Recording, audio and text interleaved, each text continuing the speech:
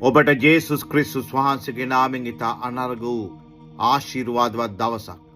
මේ දවසෙත් දෙවියන් වහන්සේ කරුණාවත් සමාදානයත් ඔබ සමග වේවා ජේසුස් ක්‍රිස්තුස් වහන්සේගේ උතුම් වූ නාමයෙන්.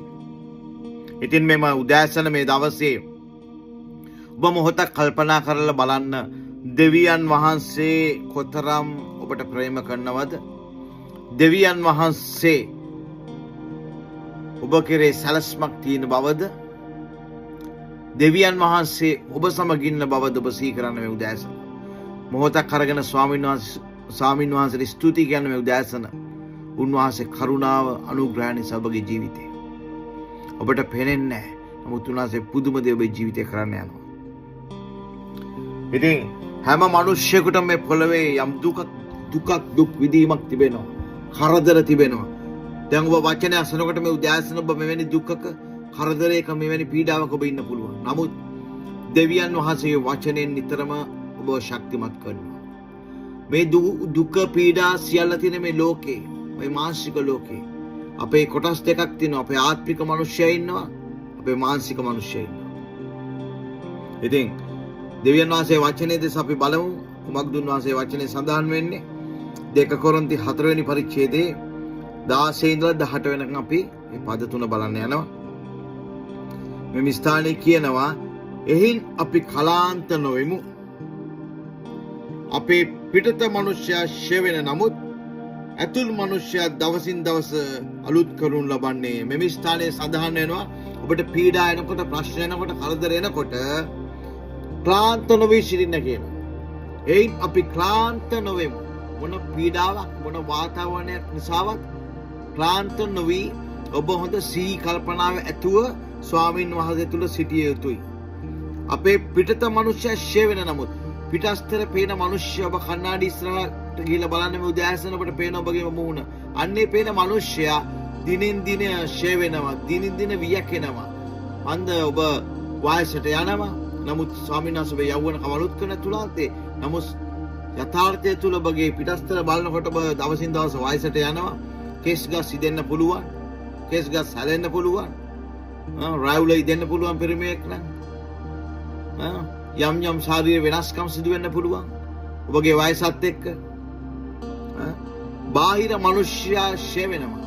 ඒ බාහිර මිනිස්සයා අපිට කන්නඩියේ පේන මිනිස්සයගෙන් වැඩක් නැහැ. වැඩක් නැති නෑ. අපි පිළිවෙලට ලස්සනට සිටිය යුතුයි. නමුත් ඒ පේන මිනිස්සයා දිනෙන් දින ෂේ වෙනවා. එයාට වයසට යනවා. එයාට දුක් කරදෙනවා. එයාට ලෙඩ රෝග හැදෙන්න පුළුවන්. නමුත් ස්වාමීන් වහන්සේ වචනේ කියනවා, නමුත් අපේ ඇතුල් මිනිස්සයා දවසින් දවස අලුත් කරනු ලබන්නේ. ආමේන්. වැදගත්ම දේ තමයි අපේ ඇතුළාන්තයේ ආත්මික මිනිස්සයා දිනෙන් දින දෙවියන් වහන්සේගේ වචනය තුළින් උන්වහන්සේ අලුත් කරනු ලබනවා. ආමේන්. එම නිසා ඇතුළාන්තයේ මිනිස්සයා ශක්තිමත් නම් පිටස්තර පේන දේ පිළිබඳව ඔහු කලබල වෙන්නේ නැහැ. ඔබ කණ්ණාඩියෙන් බලලා ඔබේ මුහුණ බලලා ඔබ ඒ මුහුණ නෙවෙයි, ඔබේ මුහුණ බලලා ඔබගේ මුහුණ බලලා ඔබ ප්‍රීති වෙන්නේ. නමුත් ඔබ ඇතුළාන්තයේ ඉන්න කෙනා තමයි ආත්මික මනුෂ්‍යය තමයි ශක්තිමත් වෙන්න ඕන. සමහර විට ඔබගේ කොණ්ඩේ ඉදෙන්න පුළුවන්, වයස 50ක් වෙන්න පුළුවන් උදාහරණයක් ලෙස. නමුත් ඔබගේ ඇතුළාන්තයේ ඉන්න හොඳ ශක්තිමත් තරුණයෙක් වගේ ආත්මික මනුෂ්‍යයෙක් ආත්මික සටන කරන්න. ආමේන්. ඔබගේ ආත්මික මනුෂ්‍ය පෝෂණය වෙන්නේ දෙවියන් වහන්සේගේ වචනයෙන්. ඔබේ ආත්මය පෝෂණය වෙන්නේ ස්වාමීන් වහන්සේගේ වචනයෙන්. ආමේන්. එම නිසා ඔබට පේන ඔබගේ පිටස්තර මනුෂ්‍යයා දිනෙන් දින ෂේ වෙනවා. එයාගේ ශරීරය වෙහෙසෙනවා, වියකෙනවා. නමුත් ඇතුළත මනුෂ්‍යයා දවසින් දවස අලුත් කරනු ලබන්නේ කියලා උන්වහන්සේ වචනේ කියනවා. ඒක දිනපතා අලුත් කරනවා. දිනපතා ස්වාමීන් වහන්සේ ඔබගේ ආත්මය අලුත් දෙයක් කරනවා.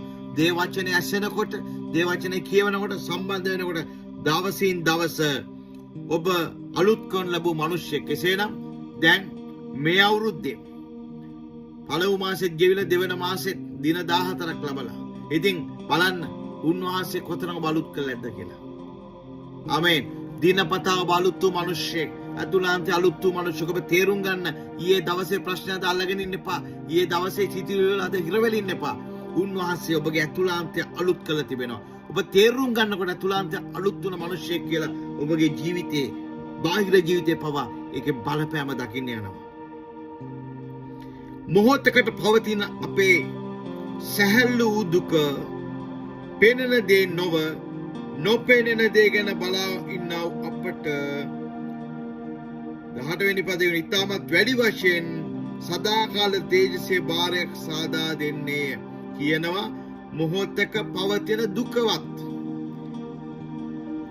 මොහොතක පවතින දුක පෙනෙන දේ නොව නොපෙනෙන දේ බලා සිටිනව අපට අපි පෙනෙන දෙයක් බලන් ඉන්න කෙනෙක් නෙවෙයි කිතුනවා කියන්නේ නොපෙනෙන දෙයක් නොපෙනෙන දේ තමයි ඔබගේ බලාපොරොත්තු වෙන්නේ නොපෙනෙන දෙයක් බලාපොරොත්තු වෙන්නා වූ බලා සිටිනා වූ මිනිසෙක් තමයි ඔබ පෙනෙන දේ තුල නෙවෙයි අපි තීරණ ගන්නේ නොපෙනෙන දෙවියන් වහන්සේගේ තියෙන සැලැස්ම තුල තමයි අපි තීරණ ගන්න ඕන අපේ ජීවිතේ පෙනෙන දේ නොව නොපෙනෙන දේ බලා සිටිනා වූ අපිට ඊටා වැඩි වශයෙන් සදාකාල තේජසේ භාරයක් සාදා දෙන්නේ හලලූයා එසේනම් සහලු දුක තුල පවා පෙනෙන දේ නොව පෙනෙන දේනේ වටේම ඔබට පෙනේ ප්‍රශ්න මේ උදෑසන වටේම ගොඩවල් ගොඩක් කටහඬවල් ඔබට ඇසේ මේ උදෑසන ගොඩක් දේවල් ඔබ දකි නමුත් ඒ පෙනෙන දේ මත ඔබගේ අනාගතේ තීරණය වෙන්නේ නැහැ සෙනෙහවන්තය ඔබට නොපෙනෙන දේ තමයි ඔබ විශ්වාස කරගෙන ඉන්න මිනිස්සෙක් වෙන්න ඕන පෙනෙන දේ නෙමෙයි ඔබ මහිමෙන් මහිමට යන්නා වූ දෙවියන් වහන්සේ තුල බලවත් වෙන්නා වූ මිනිස්සෙක් ලෙස ඔබ සිතන්න නොපෙනෙන දේ ගැන බලාපොරොත්තු වෙමින් ඉන්න උන්වහන්සේ ඒ දේ ඔබගේ ජීවිතේ ඉෂ්ට කරන්න යනවා ජේසුස් වහන්සේ ළඟදී වෙන්න යනවා ඔබ බලාපොරොත්තු වෙන්න මිනිස්සේ ඇසට පෙනෙන දේ නෙමෙයි නොපෙනෙන බලාපොරොත්තුවක් ඔබට මට සියල්ලටම තිබෙනවා ආමේන් සදාකාල තේජසේ භාරයක් දෙන්නේ මෙන්න මේ කාරණේ නිසා අපිට සදාකාල තේජසේ යන්නා වූ මිනිස්යන් ලෙස ඒ දේ තුළට අපි යොමු වෙන්නේ අපි නොපෙනෙන දේ බලන් සිටිය මිනිස්සෙක් වුණා. පොඩි පොඩි දුක් ගැනවිලි වල ඉන්නේ නැතුව ඒ දුක එනවා ඒක තමයි ජීවිතය. නමුත් නිතරම ඔබ නොපෙනෙන දේ ගැන බලාපොරොත්තු වෙන්නා වූ දෙවියන් වහන්සේගේ මිනිස්සෙක් විය යුතුයි. මක්නිසාද පෙනෙන දේ කාලිකය නොපෙනෙන දේ සදාකාලිකය. හලෙලූයා.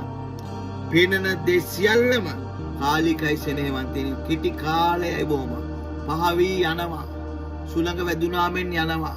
හැබැයි නොපෙනෙන දේ ආත්මිකයි ඒක සදාකාලිකයි. හලෙලූයා. උන්වහන්සේ වචනේ අද ඔබට කතා කරා පෙනෙන දේ නෙමෙයි නොපෙනෙන දේ බලන් යන්නා වූ මිනිස්සෙක් වෙන මේ දවසේ. පෙනෙන දේවල් తాවකාලික දේවල් නොපෙනෙන දේවල් තමයි ආධ්‍යාත්මික සදාකාල ජීවනයේ තියෙන ආත්මික දේ ස්වාමීන් වහන්සේ ඔබට දෙන්නා වූ මේ උදෑසන උන්වහන්සේගේ දෑතට බාර වෙන ਸਰව බලධාරී දෙවියන් වහන්සේ ඔබගේ දෑතට සියලු දෙනා බාර කරනවා.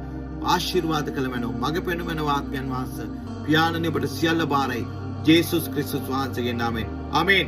ඔබ දැන් නොපෙනෙන දේ බලන් ඉන්නා වූ තේජසේ යන්නා වූ දෙවියන් වහන්සේ තුල වැජ්ජෙන්නා වූ බලවත් මිනිසෙක් ජේසුස් වහන්සේගේ නාමයෙන් ආශිර්වාදවත්ව ජීවත් වෙන්න. ආමේන්.